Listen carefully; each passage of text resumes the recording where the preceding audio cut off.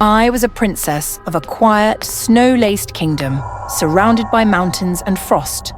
My people adored my father, the king. A noble, brave man, the kind who led his armies with honor and protected his people like his own children. Before he rode off to war, I gave him a cold silver locket, shaped like a snowflake that glowed faintly in the light. Keep this close to your heart.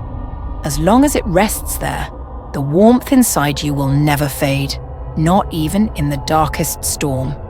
Just like you taught me. He touched it gently, smiling with quiet strength only he possessed.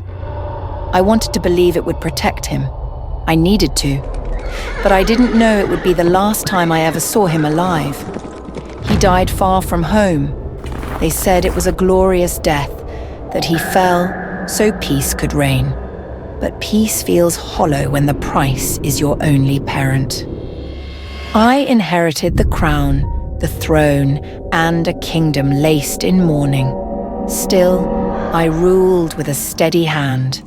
I tried to be the warmth he believed I carried. Then Heinz arrived. He was from a neighboring land, a nobleman cloaked in charm and dripping honeyed words. His voice was low and warm, his smile always just for me. For the first time in forever, I laughed again. I felt seen, understood. I had found not just an ally, but someone to share the loneliness of the throne. I guessed love is an open door, right? I fell fast, and he proposed me. Can I say something crazy? Let's rule this kingdom together and build the greatest empire the world has ever seen. And I, lonely, hopeful, foolish, said, can I say something even crazier? Yes. On the eve of our engagement, he took me far into the ice fields. Let's make a vow, beneath the aurora, where only the gods can hear us. I followed him through the snow, heart pounding with love and the flicker of something off. He stopped on a cliff overlooking the kingdom, where the sky shimmered green and purple like liquid stars. Here, I have something for you. He reached into his coat and pulled out the locket. My father's locket. His hands were gentle as he clipped it around my neck again. The cold metal stung. I found it on the battlefield. He held it to the end. Then the storm came. But this wasn't ordinary snow.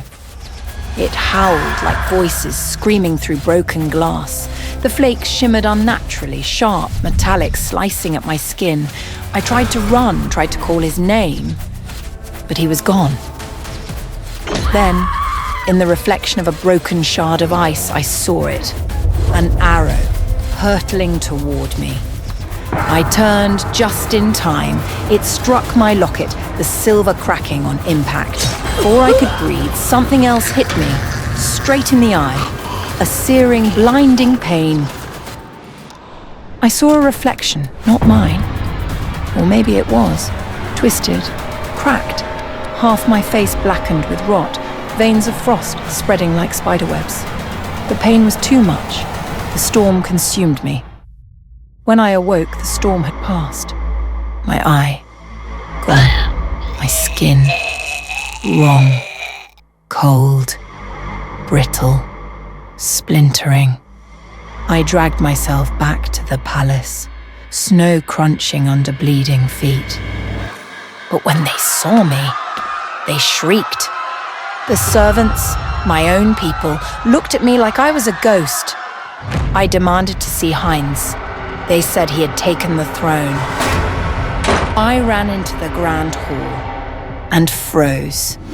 There he sat, lounging on my father's throne, one arm draped around a woman in my mother's crown. Behind him were his generals, foreign soldiers, smug and armored. And the people, my people, bowed in chains. My stomach twisted. His eyes met mine, calm, smirking. Oh, you survived. Everything inside me shattered. You killed him. He didn't deny it. You were useful, but naive. There's no room in this world for little girls with warm hearts. I lifted my hand. I don't know why. I just needed to do something. And the ice answered.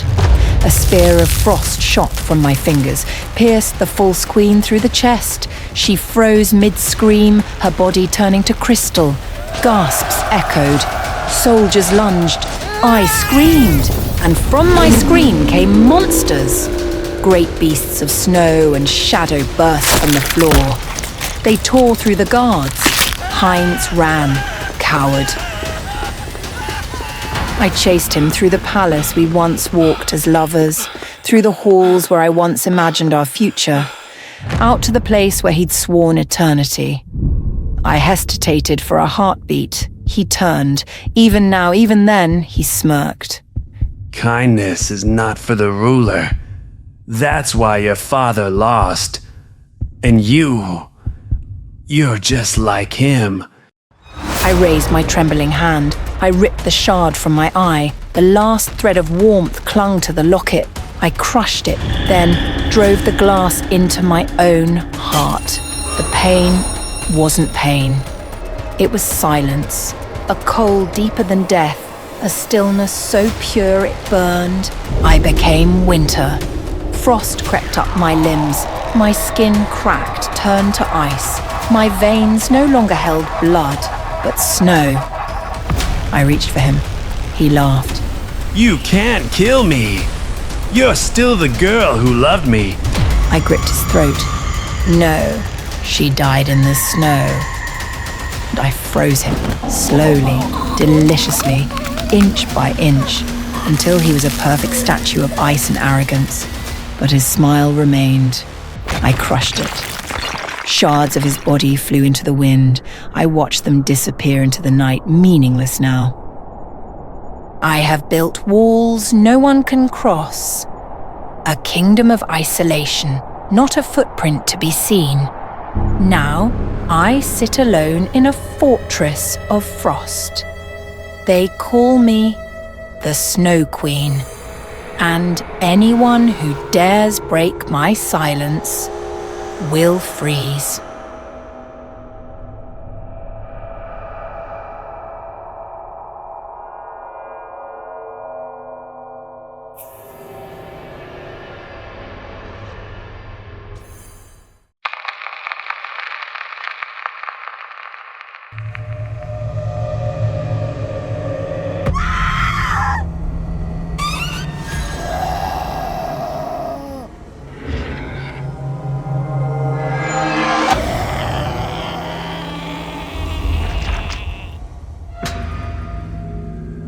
The condition of the king's and the late queen's bodies is identical, completely drained of vitality.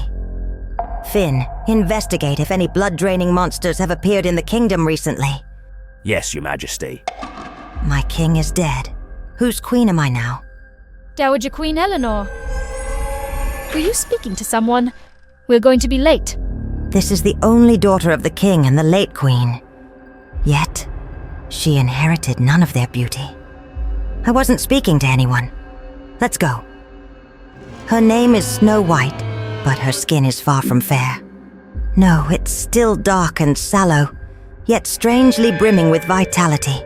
Her once thin hair now shines with health. In this harsh, famine-stricken winter, she looks more full of life than she ever did in spring.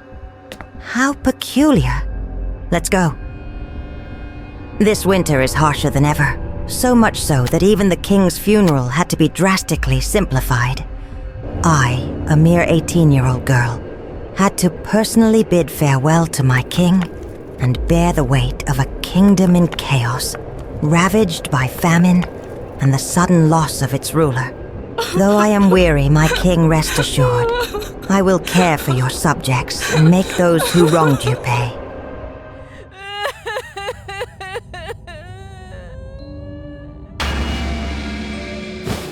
Snow White, what are you doing? I awoke at midnight to a sharp, painful bite and was greeted by a horrifying sight. Snow White was drinking my blood, savoring it as if it were nectar. The vivid crimson of the blood made her face glow with a sinister allure, like that of a demon.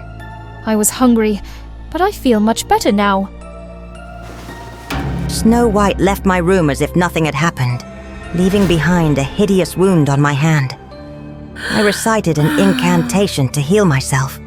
The wound healed, but 2 shriveled black spots, like age marks, remained on my hand. Magic Mirror, tell me, what has afflicted my hand? This is no ordinary bite. Your magic cannot fully heal it. However, you can find a special ointment from the old witch in the city. The magic mirror cannot directly reveal the truth, but it never lies. Snow White is no ordinary girl. I must warn Finn to keep an eye on her. Following the mirror's guidance, I found the old witch in an isolated alley. Without a word from me, she handed over what I needed. With the ointment in hand, I hurried back to the palace. I couldn't stand the ugly signs of aging on my hand for another moment. The magic mirror didn't deceive me. The cream truly restored my skin, making it smoother and more radiant than before. Once again, I was the flawless young woman, the most beautiful in the kingdom. The cries of young women echoed in my mind, accompanied by the mirror's voice. Once, you were the fairest of all. But now, Snow White is 1,000 times fairer than you. Are you mad? That ugly girl cannot compare to me! The next morning, the ministers reported mysterious disappearances of beautiful young women in the capital. But my restless night left me too weary to think clearly.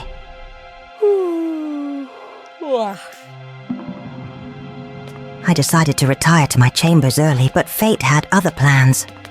I ran into Snow White. Her appearance startled me. She had indeed grown more beautiful. Though her skin remained dark, it exuded an enigmatic charm. Doubt crept into my mind. Could the mirror's words be true?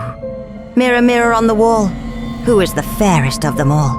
Once, you were the fairest of all, but now, Snow White surpasses you. Are you blind? Once, you were the fairest of all, but now, Snow White surpasses you. Jealousy is a shadow in every woman's heart, especially for one as beautiful as I. Now, it consumed me entirely. I obsessively applied the cream to my face, feeling it seep into my skin, making it smoother and more supple. Then a chilling thought struck me. If I needed this cream to enhance my beauty, what had Snow White used to achieve her transformation? Could it truly be fresh blood and flesh that sustained her? That's correct, Your Majesty. Finn, what is that in your hands? Is that a heart? This is Snow White's heart.